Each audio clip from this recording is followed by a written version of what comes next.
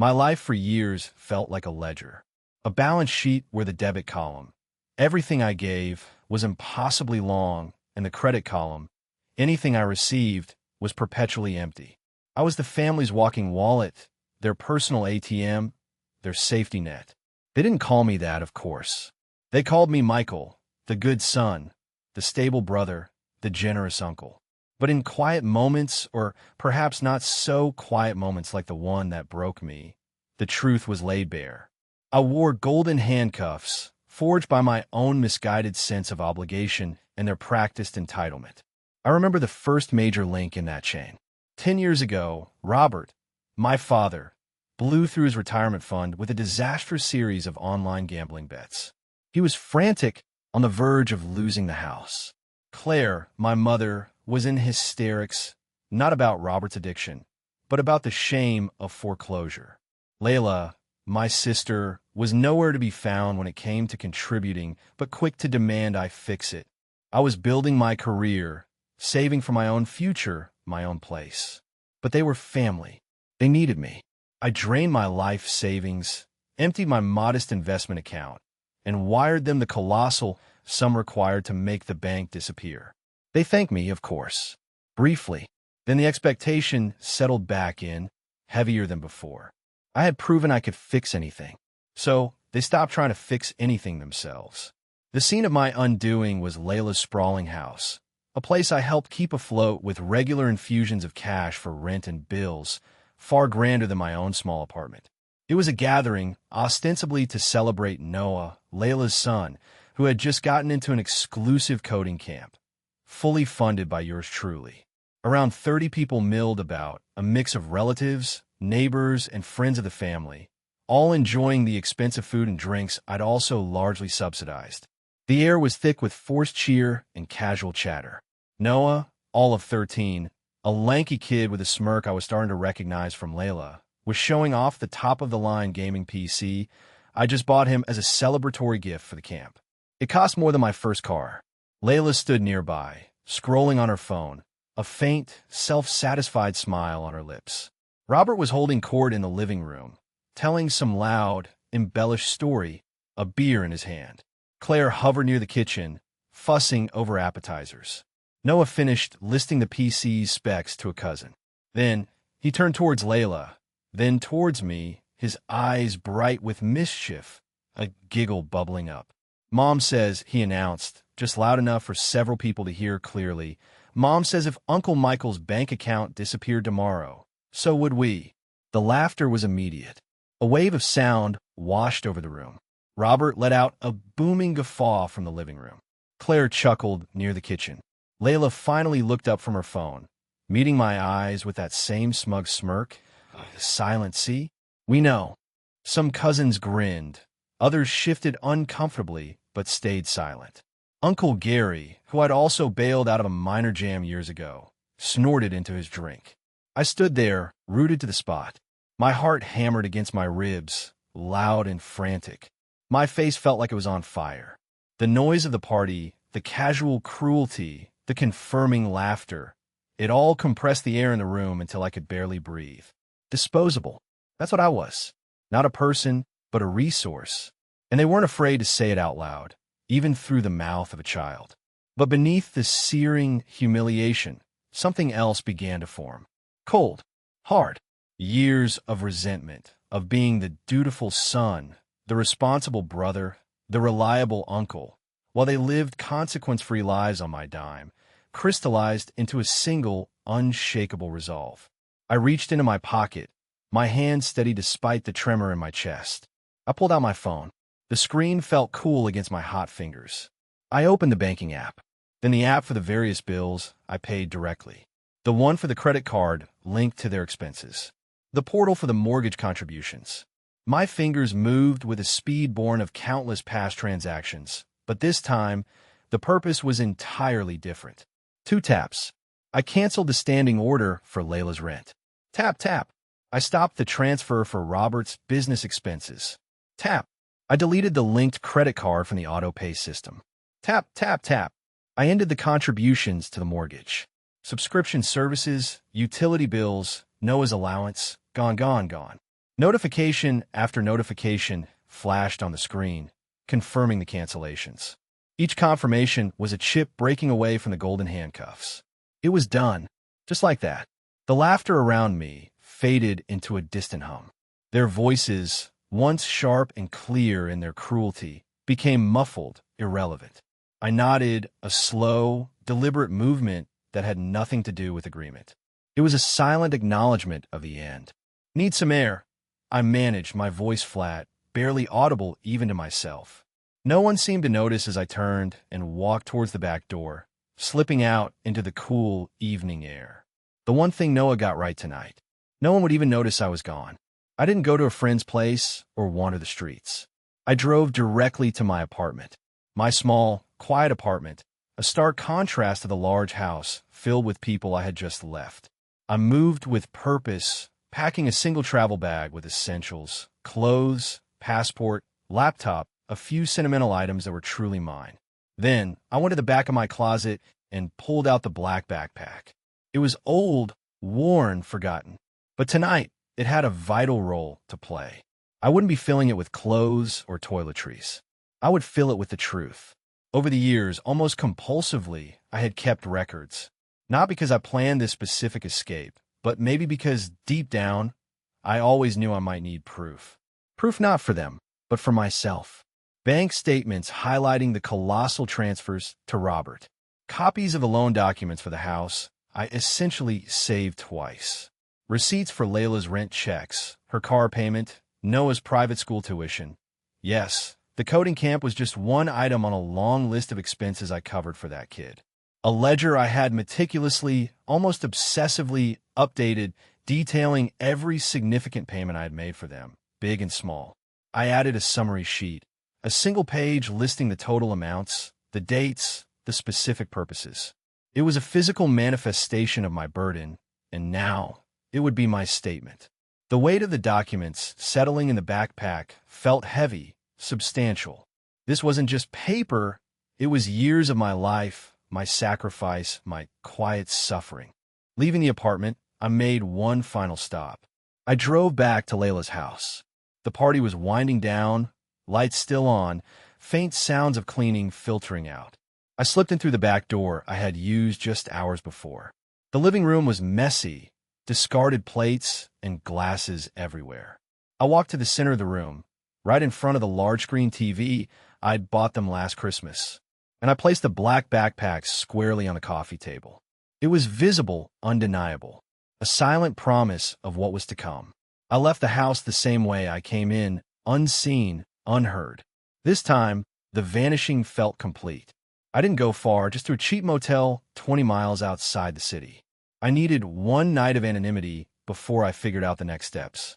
The first sign came the next morning. I woke to the sound of aggressive pounding on my apartment door back in the city. Not polite knocking. Hammering, shaking the frame. Robert. Of course. He must have discovered the cut-off funds almost immediately. Open up. Michael, I know you're in there. What the hell do you think you're doing? His voice was loud, furious, echoing down the hallway. I didn't move. I didn't make a sound. I wasn't there, not really. I was already gone. The pounding continued for a few minutes, then stopped. I heard his heavy footsteps retreating, the angry slam of his car door. He hadn't even bothered calling first. Straight to confrontation, their default setting. Then the phone started. Claire, a string of texts, alternating between tearful, guilt-tripping. How could you do this to your own mother? We're family, Michael. And subtle manipulation. Your father is so upset. This is going to make him sick. I read them without emotion, deleting them as they came in. An hour later, Layla, a barrage of calls I let go to voicemail. Then texts, venomous, full of accusations. You selfish bastard. You ruined everything. Followed quickly by desperate, fake apologies. Please, Michael, we need to talk. I didn't mean what Noah said. I read them too. And smiled. She didn't mean it? It was likely her words in the first place. The pressure points were starting to hit. But that was just the beginning. Later that afternoon, my own phone rang, an unknown number. Hesitantly, I answered. Mr. Michael, a formal voice. This is Mr. Henderson from City National Bank. We seem to have an issue with the mortgage payment for the property on Elm Street. The automated payment didn't go through, and we're showing a significant past due amount plus fees. We've been unable to reach Robert or Claire. Robert, always letting things slide to the last possible moment. Mr. Henderson, I said, my voice calm and clear. I'm no longer financially associated with that property or the people living there. Any matters regarding that mortgage should be directed to Robert or Claire. I suggest you try reaching them again. I hung up before he could stammer another question. That felt good. Direct. Detached. That evening, the Real violation occurred. I had checked into a more secure hotel under a different name. My city apartment felt compromised after Robert's visit. Around dinner time, my phone rang. It was Mr. Davis, my landlord. Michael, there's a bit of a situation down here. Your family. They're making a scene in the lobby. So they have an old key. My blood ran cold. They broke in. They actually broke into my space. They're not supposed to have a key, Mr. Davis, I said, my voice tight. They're trespassing. Tell them to leave immediately. If they refuse, call the police. Mr. Davis sounded flustered. But it's your family. Not anymore, I stated, the words final. They're trespassers. Call the police. I stayed on the phone, listening as Mr. Davis relayed the message. I could hear muffled shouting in the background. Robert's booming rage, Claire's high-pitched demands. They were furious that I had changed the locks after their initial visit, and they couldn't just walk in and demand I fix everything. Eventually, Mr. Davis confirmed he had called. The shouting subsided as the police arrived and escorted them away. Humiliated, but probably already planning their next move. They were relentless when they wanted something. The next morning, Layla upped the ante. I had gone into the office briefly to finalize some things and make sure my job was secure, explaining I might need to work remotely or take a few days off. As I sat at my desk, my colleague Sarah, whose desk faced the lobby entrance through a glass wall, raised her eyebrows. Michael? Is that your sister? I looked up. Layla stood in the lobby, looking frantic, disheveled, and furious. She spotted me, pressed her hands against the glass, and started shouting my name, demanding to be let in. She was creating a spectacle. Sarah looked from Layla to me, her expression a mix of confusion and discomfort. I didn't flinch. I didn't acknowledge Layla. I turned to Sarah and said, clearly and calmly, I apologize for the disturbance, Sarah. She is nobody I wish to see. Please inform security. I watched as the receptionist and then building security approached Layla. Her voice rose, shrill and desperate, accusing me of abandoning her, of ruining her life. Security politely, then firmly, guided her towards the exit. She threw a final, hateful glare through the glass before she was gone. Sarah gave me a questioning look, but didn't push it. My quiet detachment in the face of Layla's public tantrum had hopefully made it clear where the problem lay. Days bled into weeks. My phone, now in a drawer and mostly ignored, filled with messages. Robert's threats turned to gruff attempts at negotiation, then surprisingly quickly to pleading. Claire's messages became more desperate, invoking illness, tragedy, the idea that the family unit was collapsing without me. Layla's messages were a roller coaster of pure malice, self-pity, and increasingly pathetic attempts at appealing to sentimentality she clearly didn't possess. I didn't reply. Silence was my weapon. Silence was my boundary. Other pressures emerged. I got another call, this time from a number I didn't recognize. A man with a gruff voice asking about Robert's debt. It sounded like one of the less savory individuals Robert had borrowed from during his gambling binges. I calmly repeated that I was not responsible for Robert's debts, and he needed to pursue it with Robert directly. The caller cursed and hung up. Layla's landlord left a voicemail on my old number, forwarded to a temporary one I used for essentials, complaining that Layla was several months behind on rent and wouldn't answer his calls.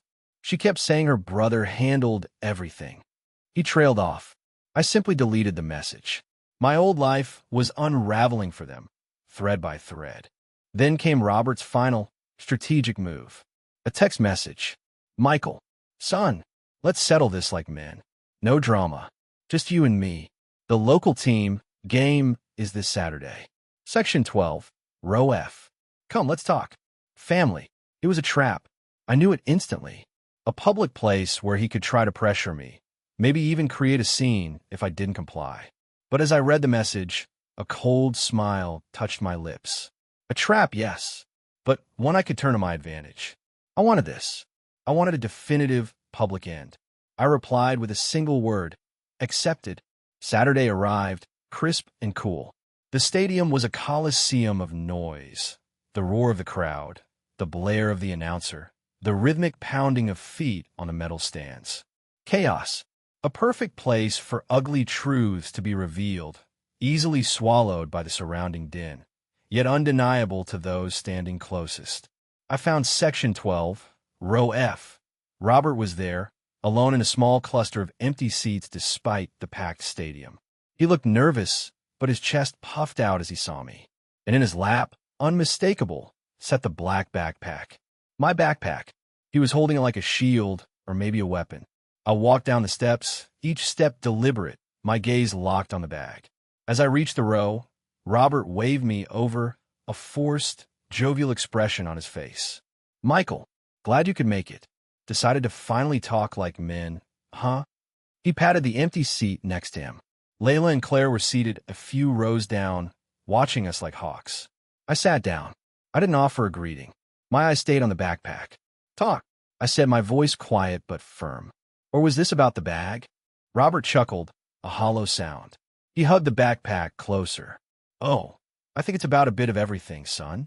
You thought you were so smart, running off, cutting us off, but you left this behind. His fingers drummed against the worn fabric. We found it. And guess what, Michael?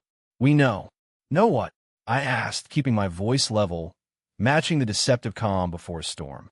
His face twisted, losing the forced joviality.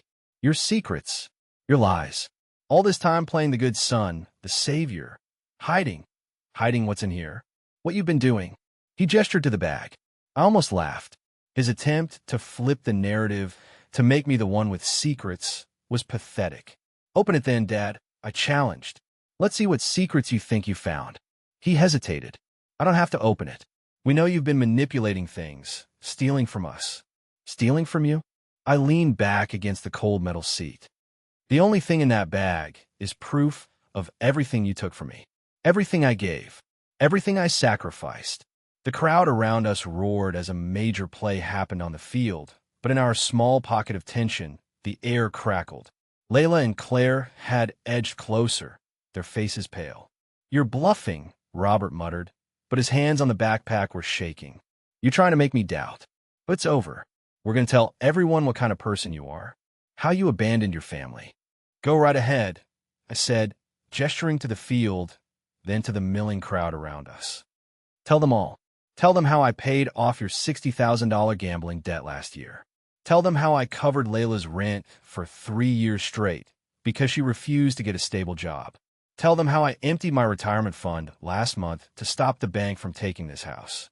My voice was low, but sharp, carrying just enough to make the few dozen people around us turn their heads.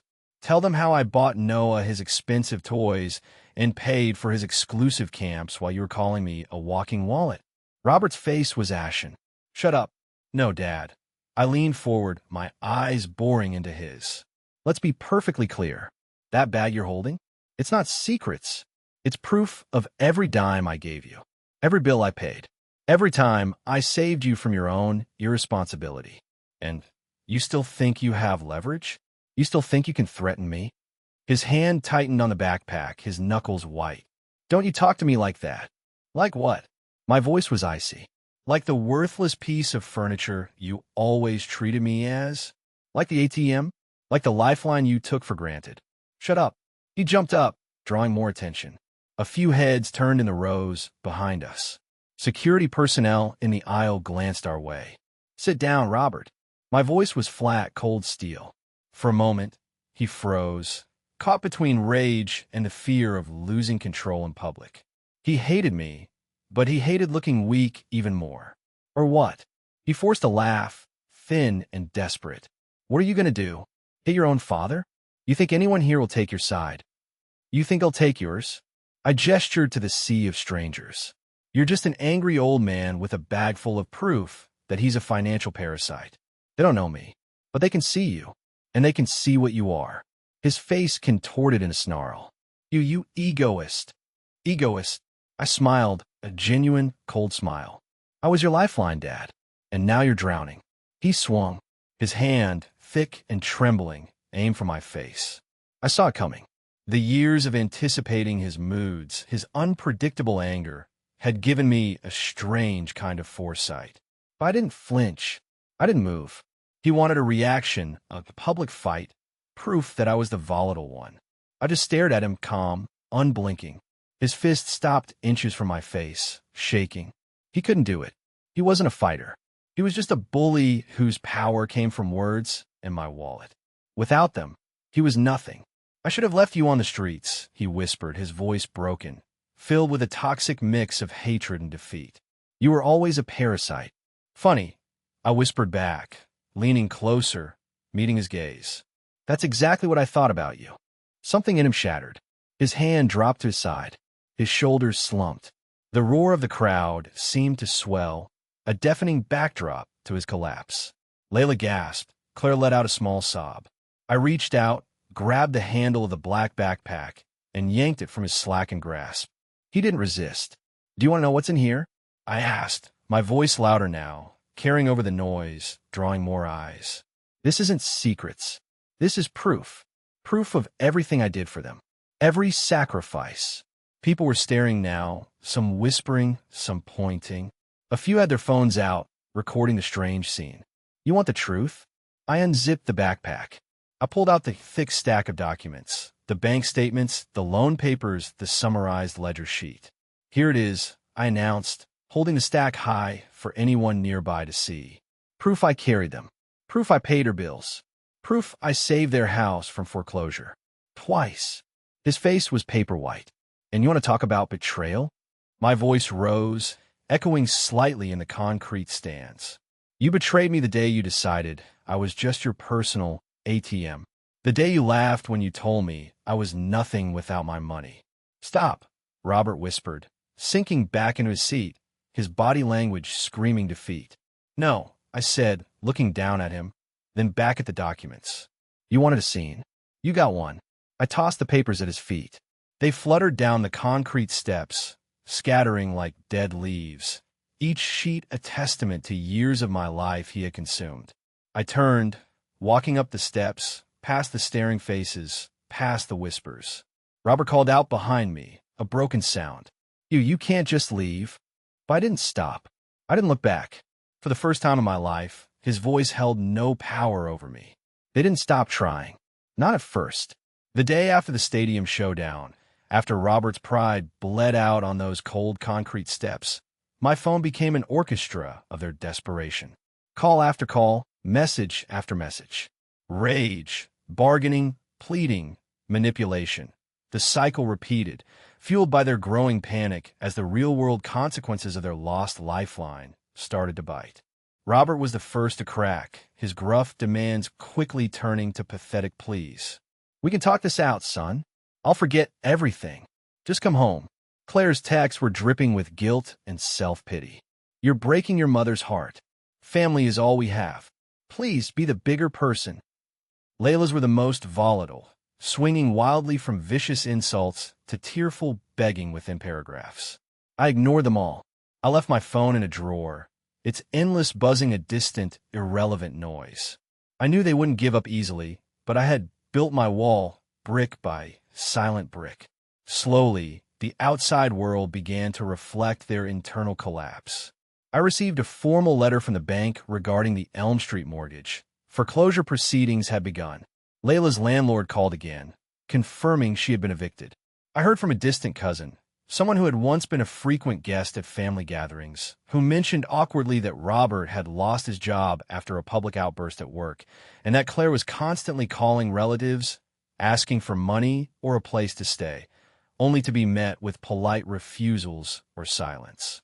The friends who had laughed at the party, they evaporated, not wanting to be associated with the family's very public downfall. My family wasn't just financially bankrupt, they were socially isolated. While their world crumbled, mine began to build. The absence of their constant demands was like a physical weight lifted. My small apartment became a sanctuary, not a temporary stop before sending more money home. I cooked simple meals for myself without the underlying resentment of knowing they were eating lavishly on my dime. I slept peacefully, my dreams no longer plagued by financial anxiety. I started going for long walks, exploring the city I had been too busy supporting them to truly see. Each quiet moment was a gift. Months passed. The calls and messages eventually dwindled, replaced by a silence that was no longer tense, but peaceful. They were still out there, I knew, somewhere dealing with the consequences of their choices. But they were ghosts now, ghosts of a past I had finally buried. One crisp autumn morning, I walked down Main Street. I passed the bakery where I'd bought countless expensive cakes for their birthdays, the boutiques where I'd bought lavish gifts, the restaurants where I'd always picked up the check. They were just buildings now, empty of the painful associations they once held. Ghosts. On a corner, a street musician played a soulful melody on a saxophone. His music wasn't polished or perfect, but it was honest, raw, full of feeling.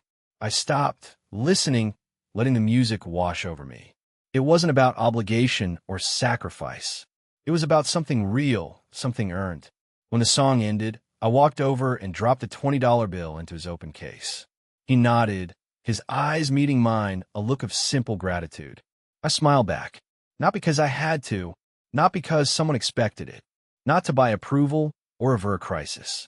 I smiled because I wanted to, because I could give freely from a place of abundance in my own spirit, not from a forced depletion of my resources. That was the difference. I didn't need them. I never did. My worth wasn't tied to my bank account or their approval. It was inherent. I walked on, each step lighter, each breath easier. The sun cast long shadows as it began to set, painting the sky in hues of orange and purple. The city was alive around me, full of people living their lives, unconnected to my past burdens. And for the first time, truly, deeply, I felt it. The quiet certainty. I was free.